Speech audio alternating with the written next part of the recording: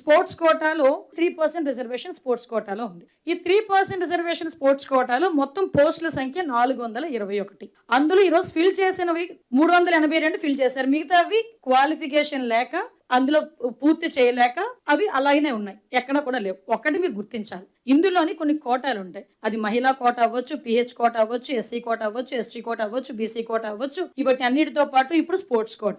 ఈ స్పోర్ట్స్ కోటాలో అలాట్ అయిన పోస్టులు స్పోర్ట్స్ కోటాకే ఇవ్వాలి, వేరే వాళ్ళకి ఇవ్వడానికి లేదు.